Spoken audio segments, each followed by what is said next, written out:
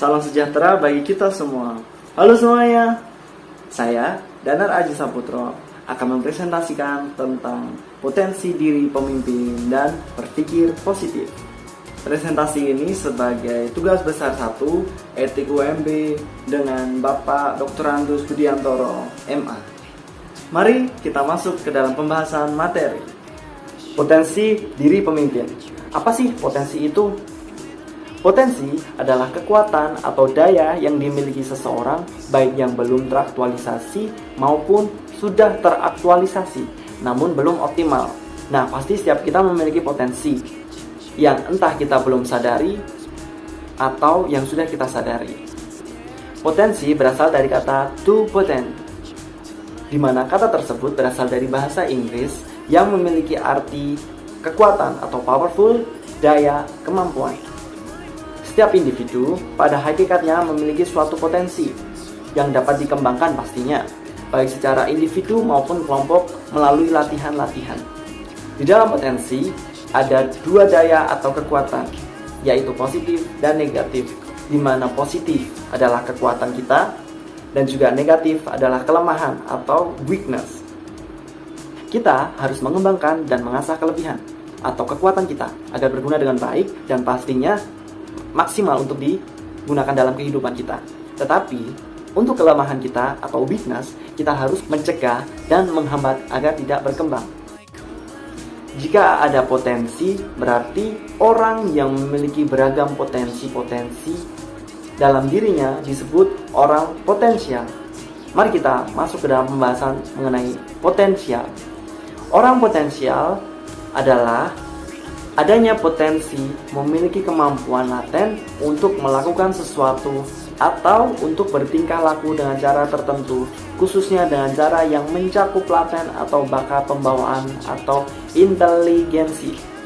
Diambil dari J.P. Chaplin, Kamus Lengkap Psikologi 2004. Nah, pasti kita pernah menemui orang-orang yang memiliki potensi-potensi atau disebut orang potensial di dalam sebuah lingkungan. Pastinya dong. Nah, setiap kita pasti bisa melihat bahwa setiap orang tersebut memiliki kemampuan-kemampuan yang luar biasa yang berada di atas orang-orang sekitarnya yang membuat dia disebut sebagai orang potensial. Lalu kita akan masuk ke dalam pokok pembahasan yang kedua, yaitu pemimpin. Pemimpin adalah seseorang yang memiliki kemampuan, yang artinya memiliki kemampuan untuk mempengaruhi orang lain atau kelompok tanpa mengindahkan bentuk alasannya. Pasti seorang pemimpin tidak semata-mata akan langsung mendapatkan jabatan sebagai seorang pemimpin. Pasti memerlukan proses yang panjang dan juga pelatihan-pelatihan khusus bagi dirinya untuk mempersiapkan diri sebagai seorang pemimpin. Dan pastinya dia memiliki potensi-potensi yang masuk ke dalam kriteria sebagai seorang pemimpin. Kita akan masuk ke dalam slide yang berikutnya, yaitu potensi diri seorang pemimpin. Potensi diri seorang pemimpin yaitu kekuatan atau daya yang dimiliki oleh pemimpin dalam menggerakkan sumber daya manusia dan sumber daya lain yang ada dalam organisasi, baik yang belum teraktualisasi maupun yang sudah teraktualisasi namun belum optimal.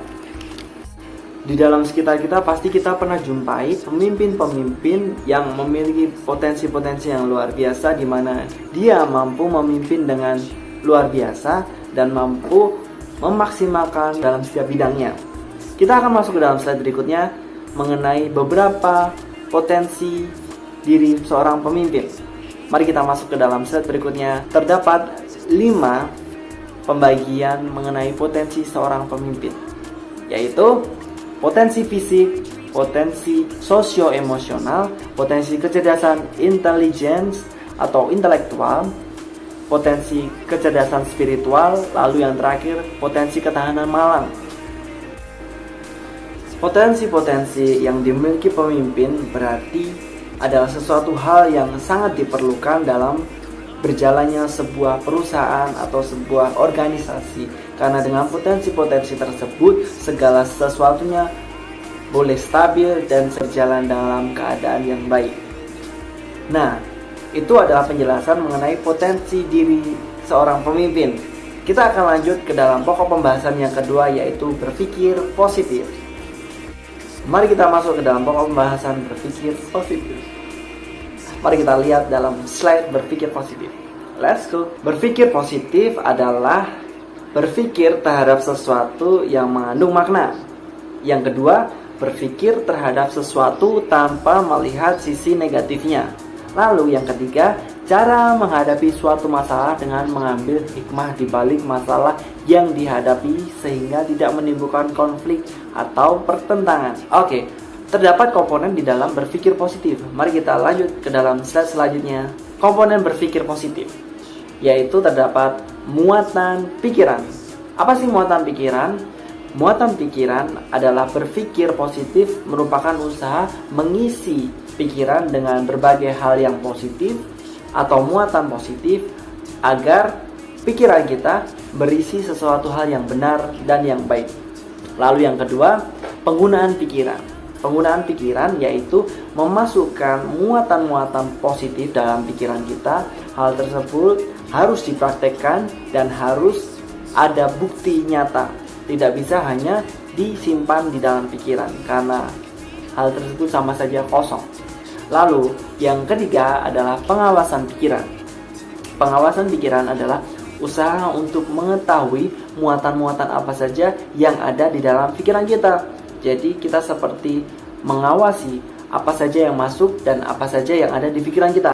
Nah, setelah kita mengetahui mengenai berpikir positif dan muatannya, apa sih sebenarnya ciri-ciri orang yang berpikir positif? Mari kita lihat ke dalam slide. Yang pertama, orang yang berpikir positif, dia akan hidup bertawakal kepada Tuhan, hidup intim, dekat dengan Tuhan, berdoa, mengaji, membaca Alkitab setiap waktu.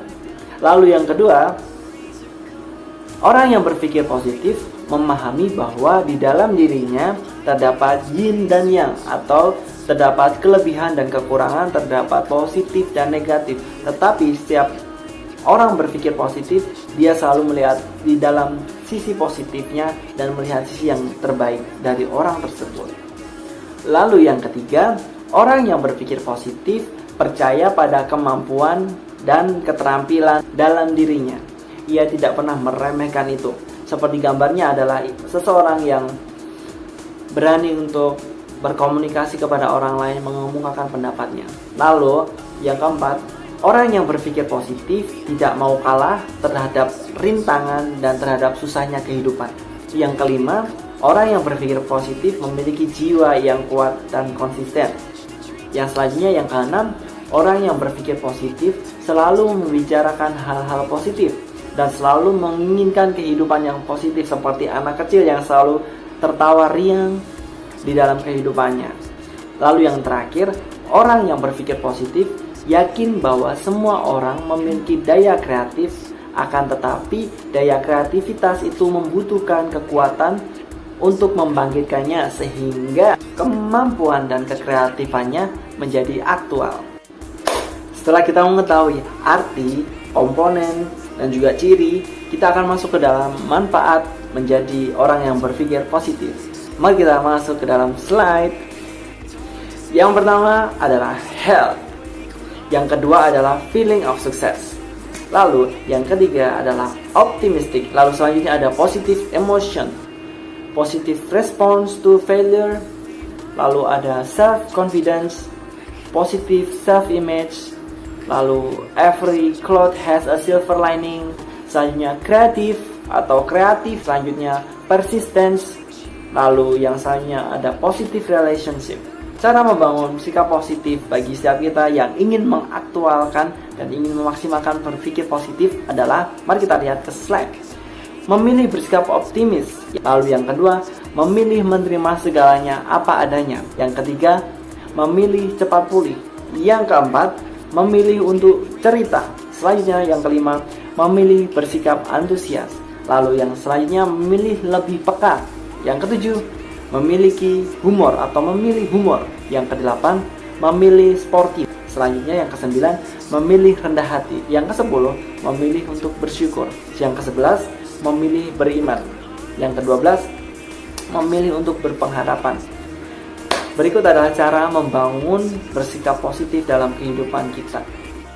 Berikut presentasi saya mengenai kompetensi diri pemimpin dan juga berpikir positif. Semoga setiap ilmu, setiap pembahasan yang sudah saya presentasikan dapat menjadi sesuatu hal yang dapat mengubahkan kita menjadi lebih baik, dan kita boleh mempraktekkan dalam kehidupan kita, dan setiap kita boleh menjadi seorang pemimpin yang berkualitas, berkompetensi, dan berpikir positif. Sekian presentasi dari saya. Terima kasih.